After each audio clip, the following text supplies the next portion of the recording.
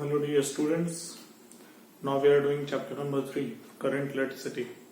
Yesterday we have done the first part, today we are going to do the second part.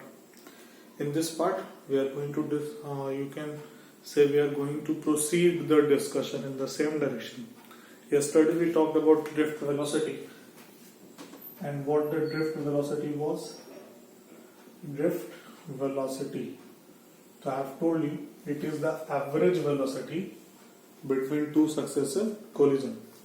Its formula was given by Vd vector is equal to minus E vector upon m into tau.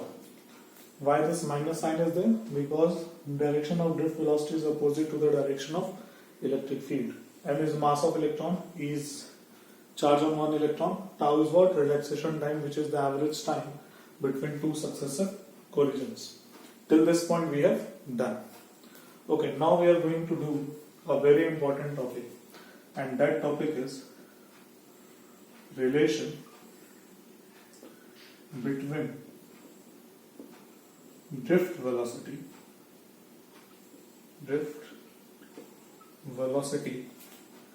and electric current. What is the relation between drift velocity and electric current? Today we are going to do this. Very important. Okay. So for doing this, let us assume we have a conductor. Okay. And for this conductor, what we have done? We have applied a potential difference. Here it is 0, there it is capital V.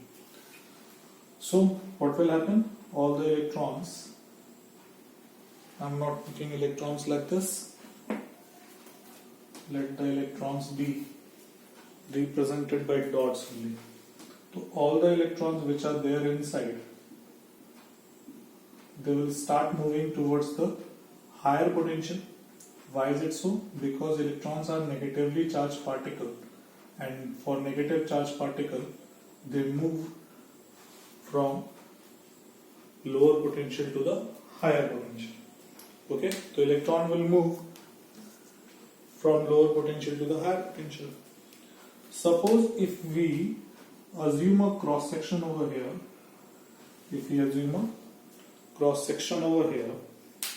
let this cross section area be capital A. So how much electron is passing, how much charge is passing through this cross section in 1 second? That very thing is called electric current. How much charge is flowing through this cross section area in 1 unit time interval? What is electric current? Electric current is defined as the rate of charge flow through the cross section of a conductor. So what is the amount of charge which is flowing through the conductor through this cross section? Okay, through this cross section in 1 second, that will be what? That will be our current. Now suppose if we consider an electron from here, the electron is moving from here till here in the direction with the velocity Vd. Suppose we are taking a time interval delta t. So this electron which is at this surface will be moving towards this side with drift velocity. Suppose after a time interval of delta t, it reaches over this point. Okay, after a time, this electron, after a time interval delta t, it reaches to this point. So this very distance is given by v delta t, vd delta t. Drift velocity multiplied by time is what? Distance. So this very distance will be length. Now the electrons which are in this cross section area, in this volume,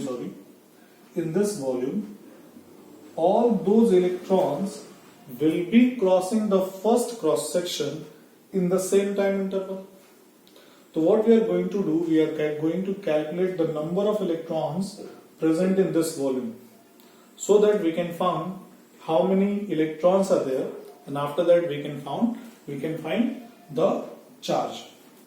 So what one variable is assumed over here, and that variable is small m. It is called number of electrons per unit volume. Number of electrons per unit volume. Is it clear? Now, number of electrons crossing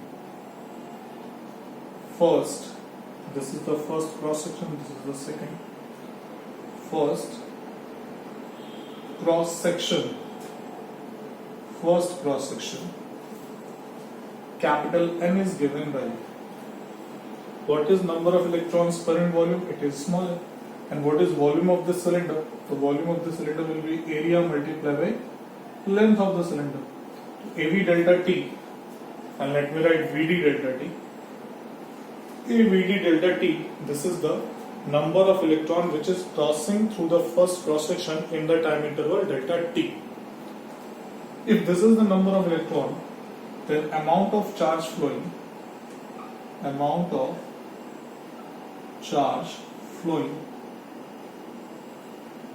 through first cross section will be Q is equal to N multiplied by E. What is N? N is given by N A E V D delta T. This is the charge.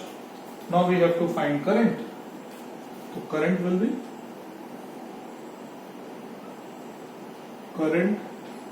I is equal to what? Q upon delta T. What is the value of Q? Q is given as NEAVD delta T upon delta T.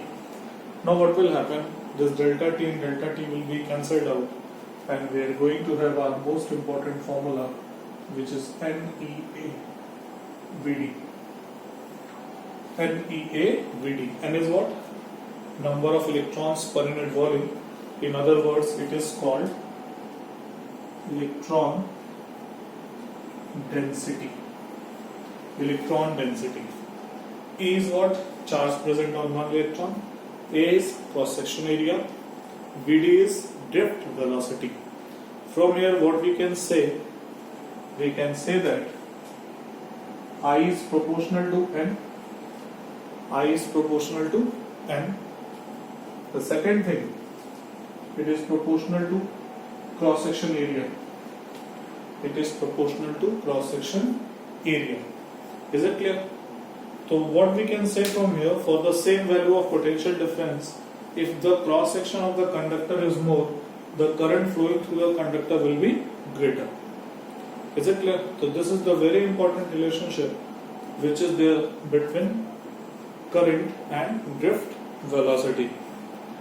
Okay, very important topic. Now let us move ahead. You must have remembered Ohm's law, which you have studied in class 10.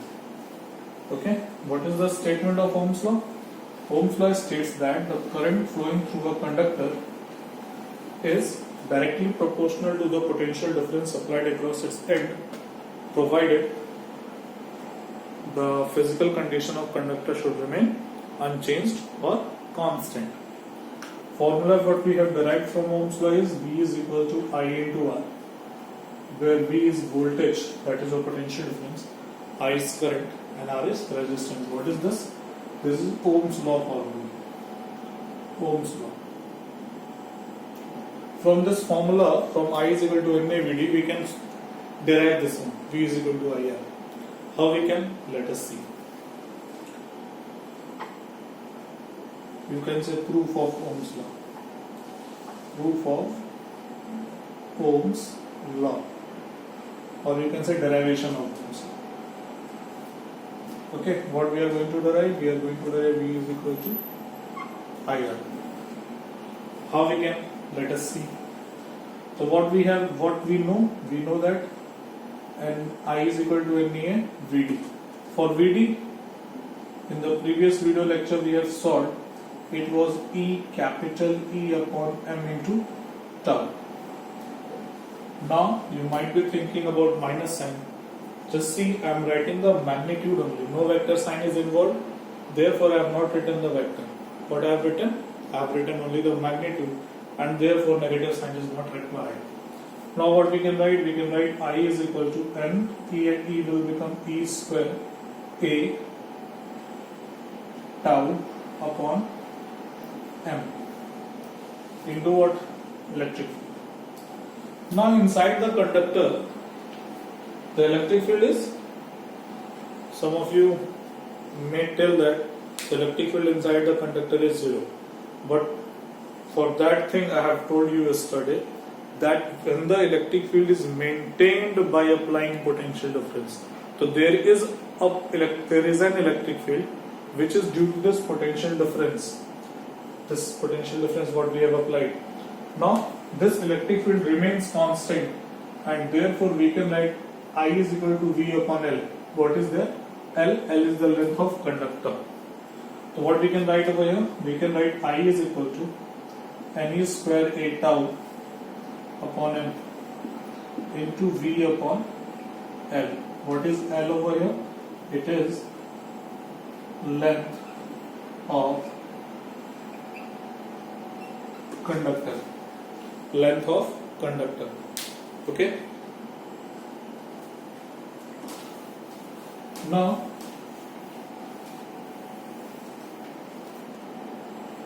V is brought this side by transposing it. We are going to have I upon V is equal to Ne square A tau upon ml. Ne square A tau upon ml. From here, if we calculate V upon I, then what we are going to have? M upon Ne square tau into L upon A. Is it clear? Now just see, whatever there in the right hand side, it depends upon the physical condition of conductor. M is mass of one electron. Okay. N is number density of electron. It depends upon the material. Conducting material. E is charge on one electron, which is fixed. Tau is the relaxation time. It depends upon the temperature of the conductor. If temperature goes higher, then what happens? The electrons gets higher thermal velocity, and because of that, the frequency of collision increases. Now they collide more frequently, and because of that, relaxation time decreases. So relaxation time is something which depends upon the temperature of the conductor. If temperature is higher, the electrons will have more thermal velocity. Because of more thermal velocity, the collision frequency increases, and if collision frequency increases, then obviously time taken to have one collision will decrease. Okay, so tau depends upon temperature. L is the length of conductor, A is the cross section area of conductor. All these things are the physical parameter of the conductor. M and E, they are fixed, they are not going to change. Okay, N is your electron density, which depends upon material. Tau is your time, depends upon temperature, length, cross section area. So this is what, if we keep all these things constant, physical condition, then this is constant, and this very thing is called R. So V upon I is equal to what? R, which is called resistance. So V is equal to what? I into R, which is your Ohm's law. Is it clear? From here, what we have learned, one more thing.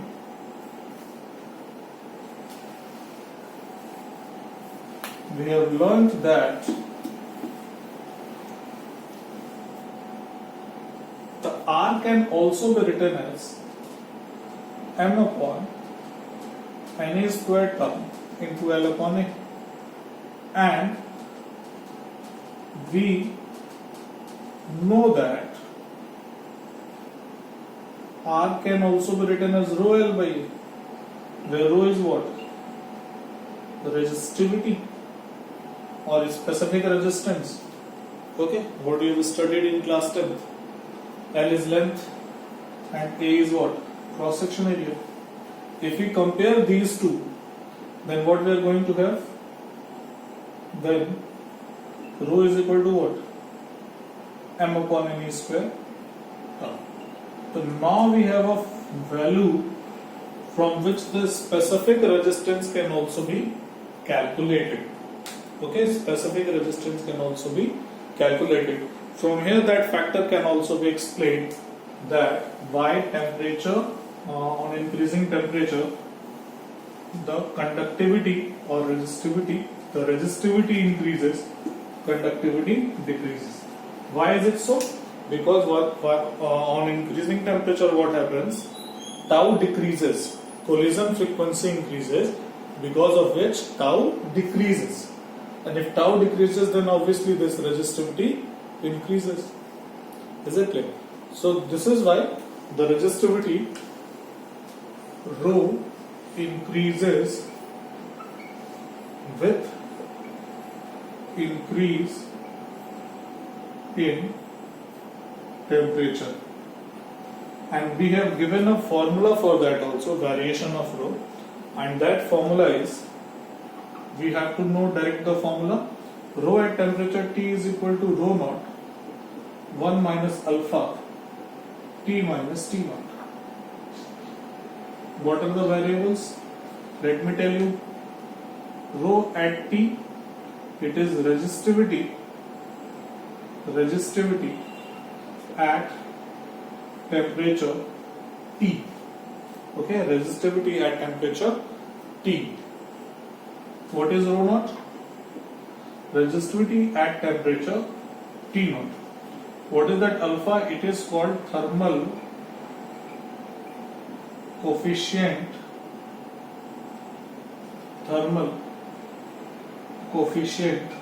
of resistivity. For different material, it is different. T is one temperature and T naught another. T naught basically is called reference temperature, at the temperature at which we know the resistivity, and by which value, by that value we can calculate resistivity. If you multiply rho L by A both sides, suppose L by A here also, L by A here also, so what we are going to have? Resistance at temperature T is equal to R naught 1 minus alpha T minus T naught. So this is the formula for resistance at temperature T. Okay. So this is how we calculate resistance at the given temperature. If at a temperature we know the resistance, then at any temperature we can calculate the resistance. Is it clear? For different material, alpha is different. From here, one question is there, and that question is, it is very popular for your board examination. Actually, it is based on graph. For conductors, how the graph is? Conductors. Suppose this is temperature, this is resistivity. Okay, how the graph is going? The graph is like this. Okay, like a T degrees Celsius. So graph is like this. Okay, straight line. Is it clear? But if it is semiconductor, you must have studied in class in chemistry. It has characteristics of both. So for semiconductors, what happens? For semiconductors, when temperature increases, resistivity decreases. Graph goes like this. Is it clear? Means inversely proportional graph. Graph goes like this. For lower temperature, they have higher resistivity. For higher temperature, they have lower resistivity.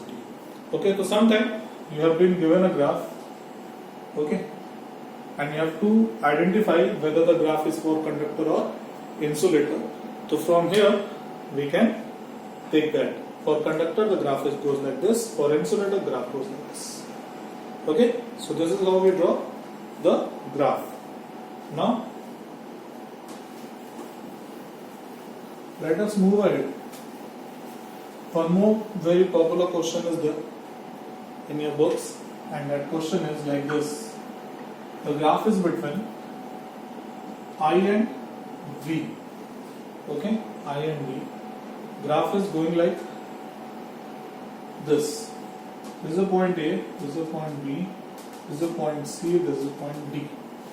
What you have been asked, in which region the material behaves like what? Then AB, what we see on increasing voltage, current is increasing. So basically this is conductor. Okay. In this region, what is happening? On increasing voltage, current is decreasing. So basically this is semiconductor. Semiconductor. Here it has negative resistance, right? And again from C to D, it is behaving like a conductor. Okay. But here it is Ohm's law. It follows. Here it does not follow Ohm's law. Is it clear? So this question is also very popular, given in your exam. Once it has come in the board exam also. Okay. Now let us do one more very important topic, and that topic is vector form of Ohm's law. Vector form of Ohm's law. Vector form of Ohm's law. And for that, one quantity you need to understand, and that quantity is called current density. What is current density?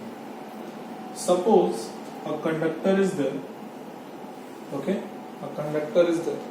Not conductor, let us assume a cross section only. A cross section is needed, not the whole conductor. Suppose a cross section is there, and through this cross section a current is flowing which is capital A. The cross section is capital A. So through whole cross section this current is flowing, whole cross section the charge is flowing. So what we say current density is, it is denoted by J. It is given by I upon A. Current flowing per unit area is called current density. Current flowing per unit area is called current density. There is a twist in the story when the cross section is a bit tilted and current is flowing in the same direction. Now what we know that the area vector is a vector quantity. So we have two components of area vector. One along the current which is A cos theta, one perpendicular to the current which is A sin theta. A cos theta and A sin theta. Now which component we should see? Here that area vector is along current only. We should see A cos theta component. So here the current density is given by I upon A cos theta. From here we can write J A cos theta, or we can write J vector dot A vector. So this is how the current is given. The dot product vector. The dot product of current density and the area vector. This is how we get current density. Right? Okay. So we need to understand current density because the vector form of Ohm's law is given in the terms of J only. And now how that is derived, let us see, its derivation is very important. You need to understand it very clearly. Its derivation is very important for the board examination. Let us derive. What we know about drift velocity? Drift velocity is given as minus EE vector upon m into tau. Okay, minus EE vector upon m upon tau. That we know about drift velocity. Okay.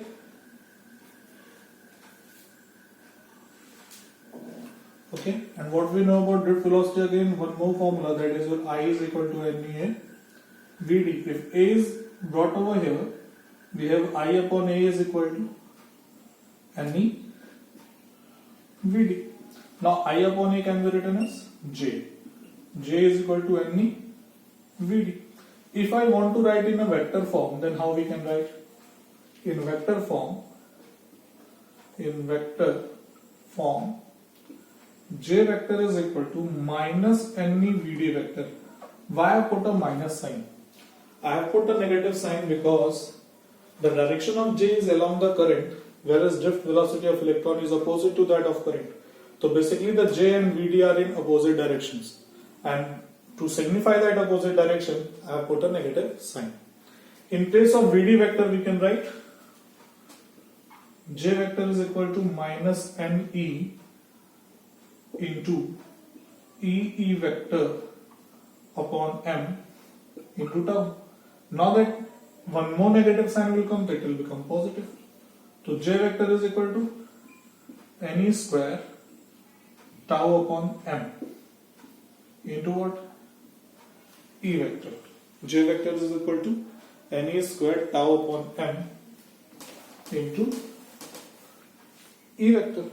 Now, if you remember, just we have done rho is equal to M upon NE square tau.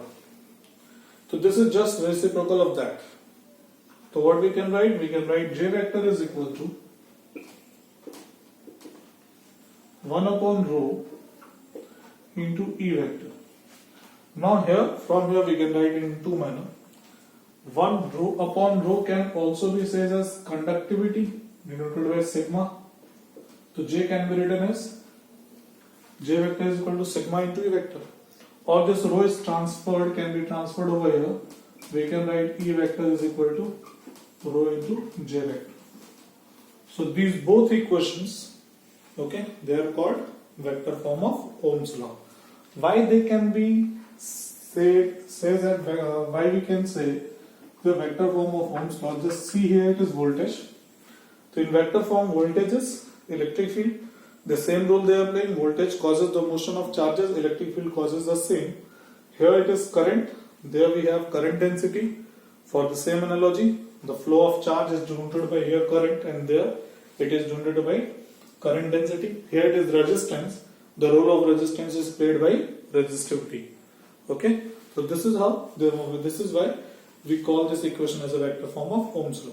This equation is no different, only 1 upon rho can be called conductivity. Reciprocal of resistivity is called conductivity.